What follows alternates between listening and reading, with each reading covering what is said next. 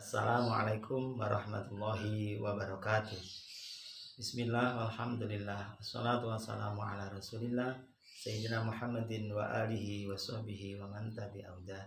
Rabbi syrah li sadri wa yassir li amri wahlul 'uqdatam min lisani yafqahu qawli. Perkenalkan, nama saya Agus Muharyoto dari kelompok 4, memenuhi tugas materi kuliah psikologi pendidikan yang diampu panjenenganipun Bapak dosen Dr. Haji Ahmad Muhibbin Zuhri MAG yang akan menjelaskan materi hakikat psikologi pendidikan yang meliputi hakikat dan prinsip-prinsip dasar psikologi pendidikan, belajar dan pembelajaran, serta faktor-faktor yang mempengaruhinya. Pengertian psikologi. Psikologi berasal dari bahasa Inggris yaitu psychology yang berakar pada dua kata dari bahasa Yunani yaitu psyche berarti jiwa dan logos yang berarti ilmu. Jadi secara harfiah psikologi berarti ilmu jiwa. Ini adalah pendapat dari Nyanyuh Khadijah 2014. Psikologi pendidikan menurut beberapa ahli, di antaranya Barlow dalam Nyanyuh Khadijah 2014, menyatakan psikologi pendidikan sebagai sebuah pengetahuan berdasarkan riset psikologis yang menyediakan serangkaian sumber-sumber untuk membantu dalam pelaksanaan tugas seorang guru dalam proses belajar mengajar secara efektif. Santrock 2007 menyatakan psikologi pendidikan adalah cabang ilmu psikologi yang mengkhususkan diri pada cara memahami pengajaran dan pembelajaran dalam lingkungan pendidikan. Wrightington berpendapat psikologi pendidikan adalah studi sistematis tentang proses-proses dan faktor-faktor yang berhubungan dengan pendidikan manusia. Hakikat psikologi. Secara umum, psikologi adalah ilmu yang mempelajari tingkah laku manusia atau dapat disebut juga ilmu yang mempelajari gejala-gejala jiwa manusia.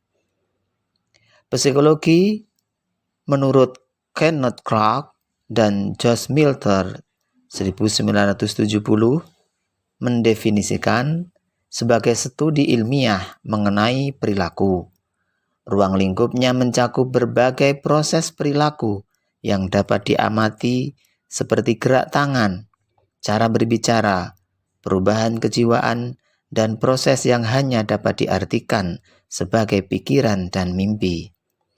Richard Mayer 1981 menyatakan psikologi merupakan analisis ilmiah mengenai proses mental dan struktur daya ingat untuk memahami perilaku manusia. Jadi, dapat disimpulkan bahwa psikologi adalah suatu ilmu pengetahuan yang mempelajari tingkah laku manusia lewat gejala-gejala jiwa yang tampak dalam dirinya sebagai hasil dari penggunaan segala sesuatu yang ada dalam dirinya sendiri. Hakikat pendidikan. Menurut Kamus Besar Bahasa Indonesia, Syah 1997 halaman 10, pendidikan berasal dari kata didik yang mendapat awalan sehingga menjadi mendidik, artinya memelihara dan memberi latihan. Sedangkan menurut Ki Hajar Dewantara, Bapak Pendidikan Nasional Indonesia, menjelaskan tentang pengertian pendidikan. Pendidikan yaitu tuntutan di dalam hidup tumbuhnya anak-anak. Jadi dapat disimpulkan, pendidikan ialah suatu usaha yang dilakukan manusia dewasa kepada manusia yang belum dewasa melalui pembelajaran, pemberian materi agar anak itu dapat menjawab tantangan di luar dan mampu ikut dan aktif dalam sistem peradaban yang akan datang. Hakikat psikologi pendidikan. Psikologi pendidikan menurut Barlow 1985 adalah sebuah pengetahuan berdasarkan riset psikologis yang menyediakan serangkaian sumber-sumber untuk membantu melaksanakan tugas seorang guru dalam proses belajar mengajar sehingga dapat lebih efektif. Sedangkan dalam Muhyiddin 1995-12, Arthur S. Robert 1998 berpendapat bahwa psikologi pendidikan merupakan subdisiplin ilmu psikologi yang berkaitan dengan teori-teori dan berkaitan dengan masalah pendidikan yang berguna dalam hal-hal berikut, yaitu penerapan prinsip-prinsip dalam kelas, pengembangan dan pembaruan kurikulum, ujian, evaluasi, bakat dan keterampilan, sosialisasi proses-proses, dan interaksi proses-proses tersebut dengan pendayagunaan ranah kognitif dan penyelenggaraan pendidikan keguruan. Jadi, psikologi pendidikan merupakan satu kajian ilmiah yang rasional, sistematis dan empiris yang fokus pada kajian masalah-masalah psikologis dalam mempelajari dan memahami gejala-gejala psikologis individu, gejala psikologis kelompok, maupun sosial dalam pelaksanaan proses pengajaran dan pembelajaran. Tujuan psikologi pendidikan. Di antara tujuan psikologi pendidikan adalah yang pertama, untuk membantu para guru dan calon guru agar menjadi lebih bijaksana dalam usahanya membimbing anak didiknya dalam hubungannya dengan proses pertumbuhan belajar. Yang kedua, agar para guru dan calon guru memiliki dasar-dasar yang luas dalam hal mendidik pada umumnya dan dalam bidang keahliannya pada khususnya, sehingga anak didik bisa bertambah baik dalam cara belajarnya. Sedang yang ketiga, tujuannya psikologi pendidikan adalah agar para guru dan calon guru dapat menciptakan suatu sistem pendidikan yang efisien dan efektif dengan jalan mempelajari, menganalisis tingkah laku anak didik dalam proses pendidikan untuk kemudian mengarahkan proses-proses pendidikan yang berlangsung itu guna meningkatkan ke arah yang lebih baik. Pengertian belajar. Belajar adalah suatu proses psikis yang berlangsung dalam interaksi antara subjek dengan lingkungannya dan menghasilkan perubahan-perubahan dalam pengetahuan, pemahaman, keterampilan, sikap dan kebiasaan yang bersifat relatif konstan atau tetap, baik melalui pengalaman, latihan, maupun praktek. Sedang proses belajar dapat berlangsung dengan kesadaran individu ataupun tidak. Di sini dapat disimpulkan bahwa belajar adalah suatu proses usaha yang dilakukan siswa untuk memperoleh suatu perubahan tingkah laku yang baru secara keseluruhan, baik sengaja, disadari, dan perubahan tersebut relatif menetap serta membawa pengaruh dan manfaat yang positif bagi siswa. Prinsip-prinsip belajar. Menurut Dimyati 2005, prinsip-prinsip belajar adalah sebagai berikut. 1. Perhatian dan motivasi. Kita tahu perhatian mempunyai peranan yang penting dalam kegiatan belajar. Apabila bahan pelajaran tersebut dirasa penting, akan membangkitkan motivasi siswa untuk mempelajarinya. Yang kedua, prinsip keaktifan. keaktifan anak akan mendorong untuk berbuat sesuatu, mempunyai kemauan dan aspirasi sendiri. Yang ketiga, prinsip keterlibatan langsung atau berpengalaman. Dalam belajar melalui pengalaman, siswa tidak hanya mengamati, tetapi menghayati dan terlibat langsung dalam perbuatan dan tanggung jawab hasilnya. Prinsip keempat, pengulangan. Prinsip belajar menekankan prinsip pengulangan adalah teori psikologi daya. Menurut teori ini, belajar adalah melatih daya yang ada pada manusia yang terdiri atas daya mengamati, menanggapi, mengingat, merasakan, dan lain sebagainya. Yang kelima, prinsip tantangan. Dalam belajar, siswa menghadapi hambatan untuk mencapai tujuan belajar. Agar timbul motif pada anak untuk mengatasi hambatan tersebut, maka pelajaran haruslah menantang bagi siswa.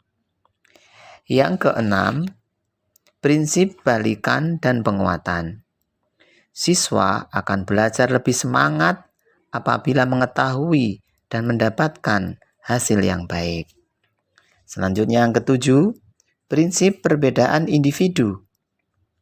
Siswa merupakan individu yang unik. Siswa mempunyai perbedaan satu dengan yang lain. Dan perbedaan individu ini akan berpengaruh pada cara dan hasil belajar siswa. Pengertian pembelajaran. Proses pembelajaran merupakan kegiatan yang dijalani oleh peserta didik dalam upaya mencapai tujuan pendidikan di satu sisi, dan di lain sisi merupakan kegiatan yang diupayakan oleh pendidik agar kegiatan tersebut berlangsung untuk sebesar-besarnya bermanfaat bagi pencapaian tujuan pendidikan oleh peserta didik. Ini adalah pendapat Prayitno 1998. Sedangkan Santrok 2008 berpendapat pembelajaran atau learning dapat didefinisikan sebagai pengaruh permanen atas perilaku, pengetahuan, dan keterampilan berpikir yang diperoleh melalui pengalaman. Jadi pembelajaran adalah segala upaya yang dilakukan agar terjadi proses belajar pada diri peserta didik. Secara garis besar, faktor-faktor yang mempengaruhi belajar adalah faktor internal dan faktor eksternal. Faktor internal. Faktor internal adalah faktor-faktor yang berasal dari dalam diri individu siswa dan dapat mempengaruhi hasil belajar individu. Faktor ini ada dua macam. Pertama, faktor fisiologis, dan yang kedua, faktor psikologis. Faktor internal fisiologis adalah faktor-faktor yang berhubungan dengan kondisi fisik individu. Hal ini dibedakan menjadi dua, yaitu keadaan tonus jasmani dan keadaan fungsi jasmani. Sedangkan faktor psikologis, yakni keadaan psikologis seseorang yang dapat mempengaruhi proses belajar, diantaranya adalah kecerdasan siswa, motivasi belajar siswa, minat siswa untuk belajar, sikap dan bakat siswa. Faktor eksternal. Shah 2003 menjelaskan bahwa faktor-faktor eksternal yang memengaruhi belajar siswa dapat digolongkan menjadi dua golongan, yakni lingkungan sosial dan lingkungan non-sosial. Contoh lingkungan sosial adalah lingkungan sekolah, seperti guru, administrasi, dan teman-teman sekelas. Kesemuanya dapat memengaruhi proses belajar seorang siswa. Hubungan harmonis antara ketiganya dapat menjadi motivasi yang baik bagi siswa dalam belajar di sekolah. Yang kedua, lingkungan sosial masyarakat. Siswa yang bertempat tinggal pada lingkungan masyarakat yang kumuh atau lingkungan anak-anak yang nakal juga akan terpengaruh hasil dari belajar mereka. Yang ketiga, lingkungan sosial keluarga. Lingkungan ini pun sangat berpengaruh dalam kegiatan belajar siswa. Ketegangan keluarga, sifat orang tua, pengelolaan keluarga yang tidak harmonis pun akan berdampak terhadap aktivitas belajar siswa. Yang kedua, lingkungan non-sosial. Di antara lingkungan non-sosial adalah lingkungan alamiah, seperti kondisi udara yang segar, tidak dingin, sinar yang tidak terlalu kuat atau silau, suasana yang sejuk. Kesemuanya itu merupakan faktor-faktor yang dapat memengaruhi aktivitas belajar siswa. Yang kedua, faktor instrumental, yaitu perangkat belajar yang dapat digolongkan dua macam, yaitu perangkat hardware seperti alat belajar, gedung sekolah, lapangan olahraga, dan lain sebagainya. Faktor instrumental yang kedua adalah software seperti kurikulum, peraturan sekolah, buku panduan, dan lain-lain. Lingkungan non-sosial yang ketiga adalah faktor materi pelajaran yang diajarkan kepada siswa. Faktor ini hendaknya disesuaikan dengan usia perkembangan siswa, begitu juga metode yang dilaksanakan oleh seorang guru. Karena guru akan dapat memberikan kontribusi yang positif terhadap aktivitas belajar siswa, maka guru harus menguasai materi pelajaran dan metode yang baik.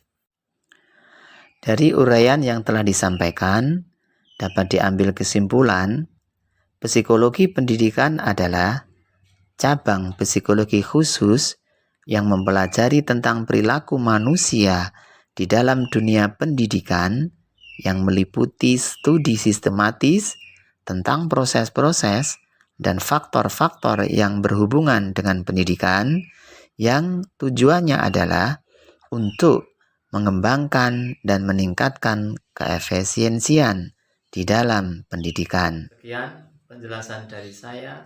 Kurang lebihnya mohon maaf apabila ada kesalahan. Semoga bermanfaat. Assalamualaikum warahmatullahi wabarakatuh.